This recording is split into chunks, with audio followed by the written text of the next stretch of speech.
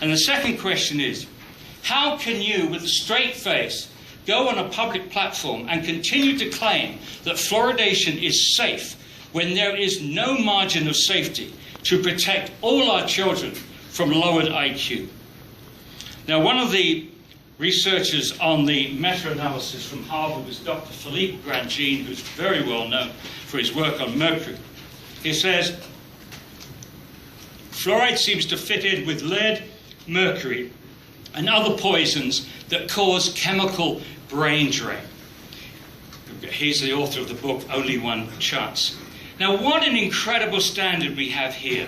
For many years, US regulatory agencies have been aggressively reducing exposure to lead and exposure to mercury because of the neurotoxicity evidence.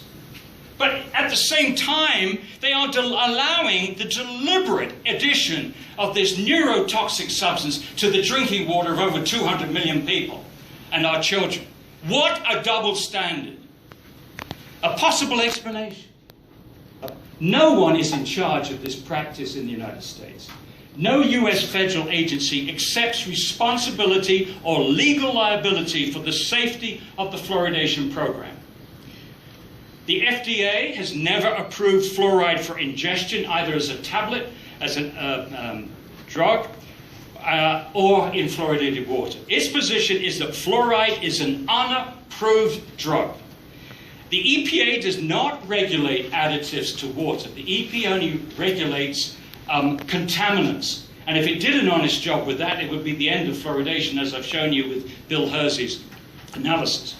The CDC Oral Health Division promotes fluoridation, but does not accept responsibility for safety, or even carefully monitoring safety studies. When they made that proclamation in 1999, that fluoridation is one of the top 10 public health achievements of the 20th century, which is quoted ad nauseum all over the world by journalists, editors, doctors, and state officials, they were 6 years out of date on the health studies. In 1999, they referred to a review done in 1993. This is shocking.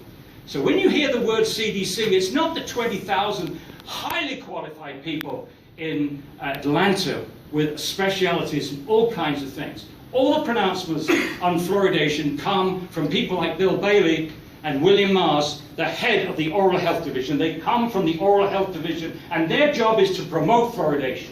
And they're using millions of dollars of taxpayers' money to give us propaganda. Not science, but twisting, and, well, I won't go. More evidence of harm. You have the UK hyperthyroidism study. I'm sorry you didn't mention that. This was out earlier this year by Peckham and others. That obviously updates the NRC report that you were referring to from 2006, and the USA ADHD study, which again relates to brain studies. And there's a graph from that. And I'll just finish on this. Despite the growing evidence of harm, the evidence that swallowing fluoride lowers tooth decay is surprisingly weak. And that's just been confirmed in the last few weeks with the Cochrane review, the gold standard for meta-analysis of epidemiological studies pertaining to medicine. The evidence is extremely weak. And the reason for that is most likely that even the CDC admits that the predominant action of fluoride is topical, not systemic. You don't need to swallow it. So why should swallowing reduce tooth decay? And why should we impose it on people when if you want fluoride, you can simply brush it on your teeth and spit it out? This way you avoid exposing the whole body to a toxic substance, and you don't have to force it on people that don't want it. Thank you.